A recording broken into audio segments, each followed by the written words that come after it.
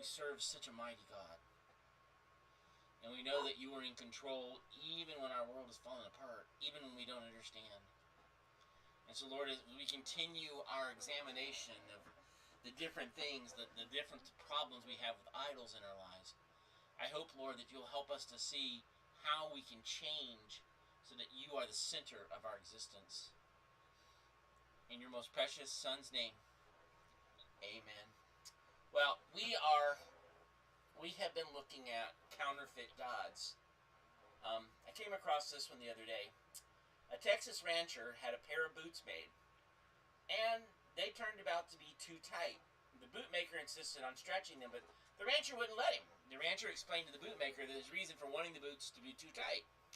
There's little in my life that is pleasurable. Every morning when I get out of bed, I have to go corral the cows that busted out during the night and then mend the fences they broke. All day long I watch as my ranch blow away in the dust. After supper I listen to TV telling me about the high price of feed and the low price of beef. All the while my wife is nagging me about moving to town. So when I get ready for bed every night, I want to look forward to the only pleasure I've had all day.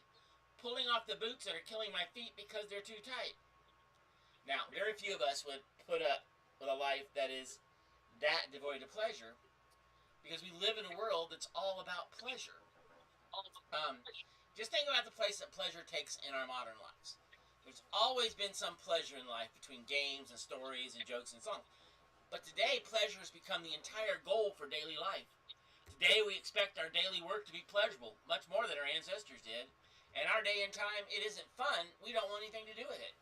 Look at what goes on in our churches. Everything has to be about entertainment. Churches become entertainment places where they've got to have the best entertainment to draw people in. We have more leisure time and more money to spend on pleasure than any time in history. People spend trillions of dollars each year trying to make themselves happy, whether it's with food, with various forms of entertainment media, with travel, drugs, drink, or one of the countless other items that promise to turn your frown upside down. You might be thinking, what surplus time? I'm busier than ever. Well, that's true. But what are you busy doing? Quite often the answer is chasing pleasure. Or you might be thinking, what pleasure? My life has been and totally devoid of pleasure. But even if you haven't experienced very much pleasure in life, you're probably experienced enough to know that you want more. And thus begins the quest for the elusive narcotic of being pleased, of pleasure. We come to church because it's the place that gives us the best entertainment but for the dollar. We have been looking at counterfeit gods, defeating the idols that battle for our hearts. So far we've learned that idolatry is a problem even in our modern world. Sophisticated lies, because an idol is anything that takes the rightful place of God. Anything we crown or center in the throne is what is an idol to us. An idol doesn't necessarily have to be a wooden statue or a piece of rock. It can be anything that we use in God's place. Last week we talked about God, how God is jealous for us, and that his jealousy is a good expression of his love for us, and it's a protection of our well-being. Today we want to investigate the specific counterfeit gods that battle for our hearts. And so I'm going to group the counterfeit gods under three headings. One is the temple of pleasure, and we're going to talk about food, sex, and entertainment. The second group is the temple of power, and we'll get there next time. And then we'll have the temple of love. In the temple of pleasure, we will investigate the gods of food, sex, and entertainment. Now, there are other gods in the temple of pleasure for sure, but these are the ones that we almost find ourselves bowing down to. And let me make something perfectly clear. It is something you will hear me say during the series. All the things that become counterfeit God, including food, sex, and entertainment, are not sinful or evil in and of themselves. In fact, all these things have the potential to be good gifts from God and draw our hearts to God all the more. But they can be turned into counterfeit gods when we mishandle them. And as we move from the general topic of idolatry into specific counterfeit gods, like the one we're going to discuss tonight, the god of food, we move from the abstract to the concrete. And as the old saying goes, we move from preaching to meddling. Now, how many of you remember the animated movie Over the Hedge? Maybe you've never seen it. This innocent animated comedy provides a good illustration and starting point for our discussion on the god of food. The movie is about a group of animals that move into the woods to the suburbs. RJ the raccoon has made a discovery. Human beings who dwell in suburbs are bottomless pits of food. RJ explains to the other animals, we eat to live, But humans live to eat. RJ tells his friends that if they just hang around the hedges, then there will always be something to eat. He offers to show the other animals what he's talking about, and so they follow him to peek in on the human family. RJ explains to them that the human mouth is called the pie hole, and that people are called couch potatoes. He explains that telephones are devices for summoning food, and they watch someone use the phone, and then sure enough, a pizza man shows up for the house to deliver. RJ continues to explain that humans bring the food, take the food, ship the food, and drive the food. He points to passing trucks with pictures of food on them. It seems that everything people do, according to RJ, involves food. As the family prays at the dinner table, RJ explains that this is the altar where they worship food. Then he points to the treadmill and explains that gets rid of the guilt so they can eat more food. Obviously, there's some tongue-in-cheek to this humor, but it's not that far off base. Think about a minute about the role that food plays in our lives. Statistics show that Americans spend $208 billion a year on fast food. We're not about stuff you cook in the kitchen. We're talking about burgers and McDonald's and Kentucky Fried Chicken and Burger King and Taco Bell and on and on and on and on. Americans spent last year $7.5 billion on potato chips. Potato chips are the most eaten form of potatoes in the American home. According to the American Center for Disease Control, 68% of Americans are overweight and 1/3 of Americans are obese. The average American consumes 2 to 3 pounds of sugar per week, whereas 100 years ago, when heart disease and cancer were not nearly so common, the average person consumed 5 pounds of sugar a year. It's hard to argue the God of food is less than a central power in our country. But in all fairness, the God of food is an equal opportunity God, and so it is not just those who are overweight that struggle with this counterfeit God. A person can have strong metabolism and look very fit, and yet food could still be a God to them. Food can also be a God when consumed with diet and exercise. A person can build their life around organic health foods, and they might still be building their life around a counterfeit God, even if we might argue a more healthy God. Nevertheless, it is a God that can demand an incredible sacrifice of time and money, and a God that specializes in vanity and pride, as the God encourages us to worship our own image and to take credit for our own health. See, the reality is that the God of food says, you are the most important thing in the world, and you are what you need to take all your sacrifices for. You're going to please your palate, you're going to please your belly, and even if you have a problem, even if you're a healthy person and you focus on eating right and your exercise, it's really easy to let that God become the God of the central of your existence. And so you place that up on a throne, and I'm gonna tell you right now, I'm a Southern Baptist, and I grew up a Southern Baptist, and I'm gonna tell you right now, food plays a big role in the churches. Does that mean we're worshiping it? No, it doesn't. But we have to be very, very careful how we deal with food, because it cannot be the central focus of our existence. Get up in the morning, the first thing you think about is what I'm going to eat for breakfast. And then as you're getting ready to go leave for work, you're thinking, man, what am I eating for lunch? And then you can't wait all morning. You wait for the opportunity to eat lunch, and then when you get home, you have a snack, and then you can't wait for dinner, and you get the idea. It's everything's focused on feeding you. Okay, now let me emphasize something really careful. Food is not bad in and of itself. Okay? In the Bible, food is mostly treated as a gift from God. Okay? God created us with bodies that require food for our nourishment and survival. God could easily have made the fueling process of the body cut and dry, like putting gasoline in our cars. But that is not how God chose to make us and make life. Okay?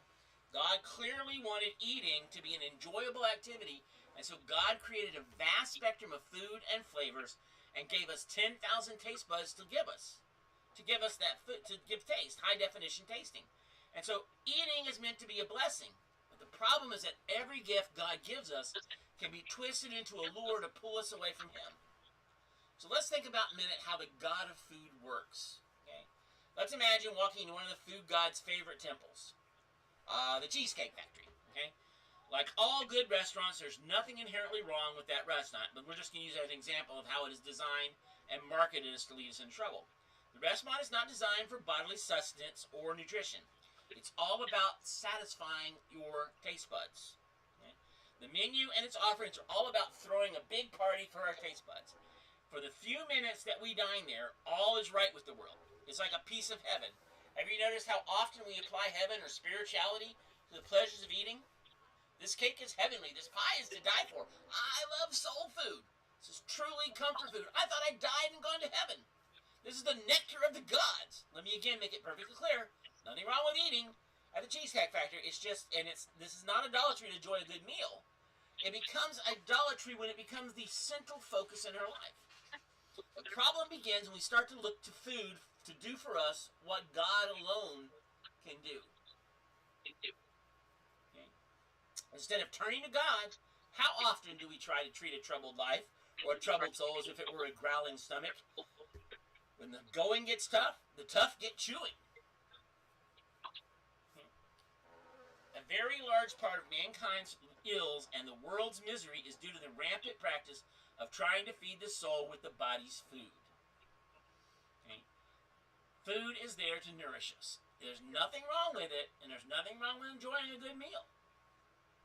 But when it takes God's place, it becomes a problem. Let's consider some of the ways that we give ourselves over to the God of food to bring meaning to our life. Okay? First off, some people look to the God of food to give themselves a feeling of control. Succumbing to the desire to overeat may be a way that some people demonstrate power and control. Our lives can be so complicated and are often filled with unmet desires and disappointments. Although we cannot control others and make them do what we want them to do, we learn that we can exert control over food. We're going to show that chocolate pie who is boss. And interestingly enough, the opposite problem of undereating, anorexia, can have the same root desire to demonstrate power or control. An anorexic person starves himself or herself as a way of proving they're in control. Anorexia is basically saying, I don't have to eat.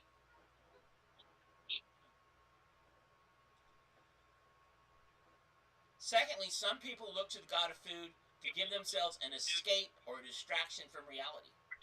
A constant stream of pleasant eating sensations can cover up all our troubles, or can keep more troubling self-examination at bay.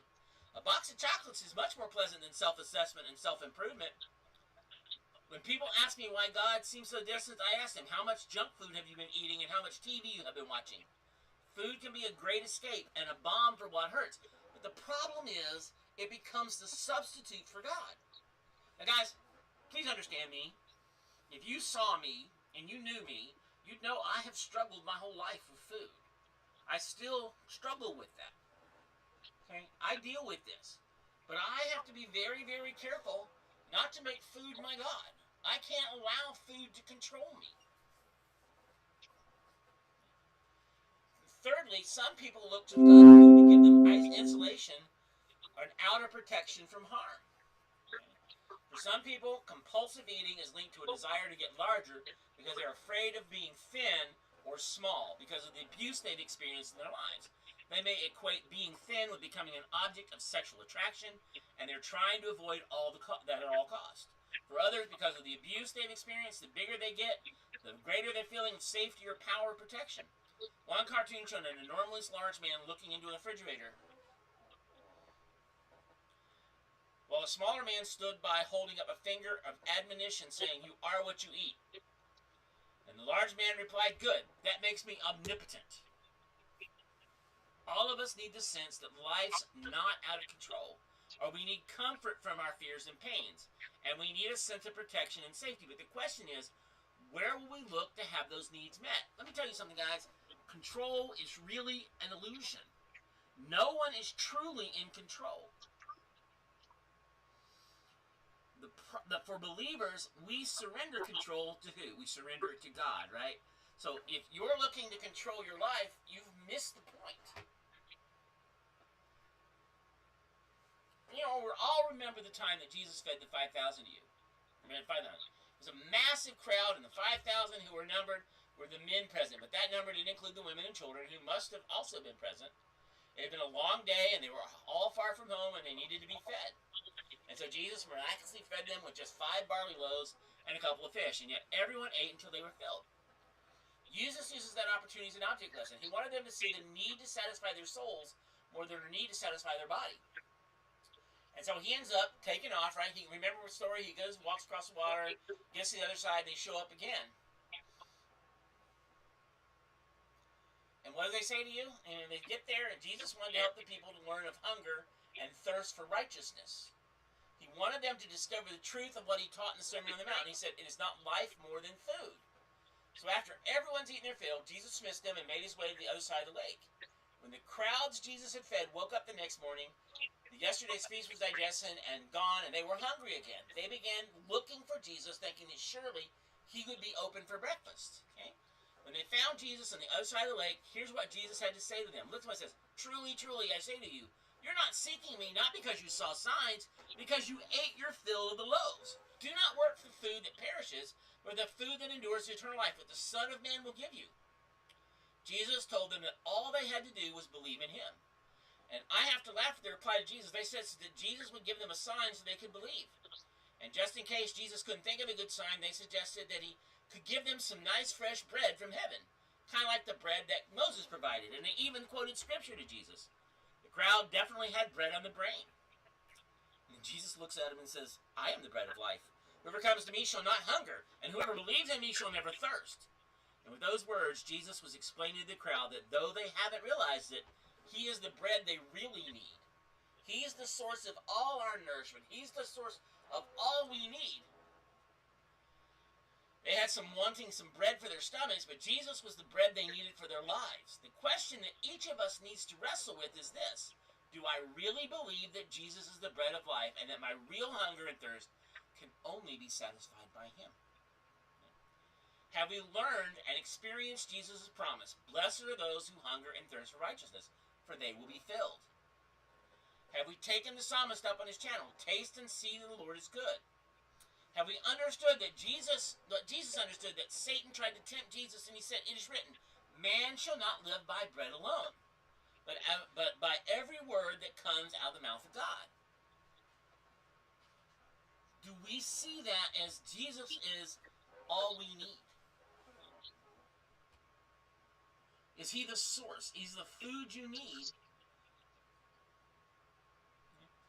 Have we come to the mindset that Jesus had when he said, I have food to eat which you don't know about. My food is to do the will of him who sent me and to accomplish his work. Has the God of food taken our attention away from our real God, who is the bread of life? Is he? Who is your most important thing? Who do you worship? Is it your diet? Is your pleasure? Is it to please yourself by feeding yourself? Or is Jesus Christ all the bread you need? Is he the source of your nourishment? Is he the source of your life? I want to finish up by asking some questions that might help identify our relationship with food. Is it in line with a right relationship with God? Number one, do we eat more for pleasure or for nourishment? Okay. Why do I eat when I eat? Is it mostly because of pleasure or nourishment? Again, let me repeat, there's nothing wrong with finding pleasure from a gift that God has given us. But when we pursue pleasure for its own sake, it has a way of expanding beyond its border and taking over. We eat because it gives us pleasure, and it becomes the focus of our existence. Do we eat for pleasure? Do we eat for nourishment? Nothing wrong with eating if it's pleasurable, but the focus is, am I getting pleasure because I'm getting a gift from God, or is it pleasure because it meets my needs? Number two, when and why do I overindulge? Does the comfort food really describe the reason for my eating? Do I use food as a salve for my daily hurts? When things in my life go wrong, is my first impulse to reach for food, or do I use food as a reward after a long day at work? I deserve a Big Mac on the way home, or at the end of the day, that big bowl of ice cream as a reward for making it through another day. Do I eat when I run? Why do I eat? What do I eat? What's my motivation for eating? Am I doing it because I am pleased with the gift God's given me? Or am I doing it because I'm looking for a way to calm my spirit, or to calm my soul, or to calm my life? And folks, that's a foundational issue for us, because it's real easy to say, oh, I'm eating because I want to please myself. But Let me give you a good example. When I was a lot younger, there was a kid I knew. He only ate certain things. He wouldn't eat anything that was nutritious for him. He wasn't worried about what was nutrition. He just wanted things that tasted good, and so he would only eat pizza and chocolate and chicken nuggets, and that's pretty much all he would touch. Wouldn't anything else. Why was he eating? Because he got a good pleasure from those things. They were the important thing in his life. They weren't because I'm celebrating the gift God gave me, but I'm using food to make myself feel better. I put food on the throne, and it's taking God's place. Number 3, am I able to exercise Holy Spirit-given self-control? Can I enjoy a slice of pizza, or do I have to consume the whole pizza? Can I enjoy a piece of chocolate, or does it have to be the whole box or bag? One of the easiest ways to gauge the power of the God of food over you is to go on a fast. I know that diabetics and people with some other health problems have to be very careful about fasting, but how hard would it be for you to fast from a meal for a day or two, or even just from certain foods? I'm not suggesting fasting is just a test of discipline or control, or as a way to lose a pant size, but as a way to draw near to God, and to experience a hunger for God that is greater than the relentless demands of your stomachs. Let me put it to you this way. If I fast, when I'm fasting, what I'm doing is I'm going to take and I'm going to focus the time I would have been eating or preparing my meals, and I'm going to use it to spend time with God. If you're fasting, it is not an excuse to go play more video games or try to entertain yourself. You're placing one pleasure with another. So when you fast, the thing that you're supposed, the whole point of fasting is you spend more time on your relationship with God. You sacrifice your feeding time, the time you would have eaten, in order to spend time with God. That's the whole point of a fast. And if you're only just doing the skipping the food, while that may be healthy for some of you, you've missed the point. It's supposed to be a spiritual exercise in spending time with God.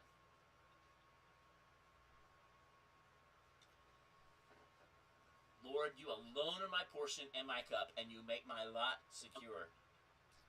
Idols are defeated not by being removed, but by being replaced. The God of food promised us a feast, but we came up empty. He invited us to consume until it consumed us. We tasted everything until nothing had taste anymore. And so finally, we came to Jesus. We discovered that he offers the one true feast. He fills our every need, ever hunger, and ultimately leads back to him. Lord, you alone are my portion and my cup. You make my lot secure, according to David. Jesus frees us from an abusive, dysfunctional relationship with food because he is our portion, and in him we discover that we have been searching for all along. If we seek our joy and meaning in food, then the source of our joy always disappears and always must be found again. A consumable God. It is different with Jesus. Nothing tastes better than the joy and satisfaction of knowing Christ. Okay? Nothing nourishes the soul as he does. Nothing feeds and strengthens and renews us like the time we spend with him each day. He bids us to take and eat. He bids us to come to the well where he offers the living water so that we never thirst again. Think of a time when you've come in from the hot sun, drenched with sweat, with a parched throat, and downed a cool glass of ice water. Did anything ever taste any better?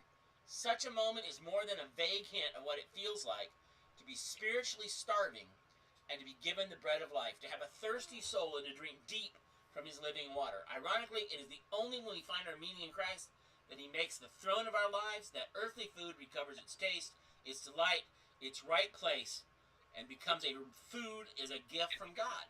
But only when we learn to treat it that way, only when we get the relationship right with God, does it take on its right place. So here's my question for you guys. Has food taken over your life? Is it more important than anything else?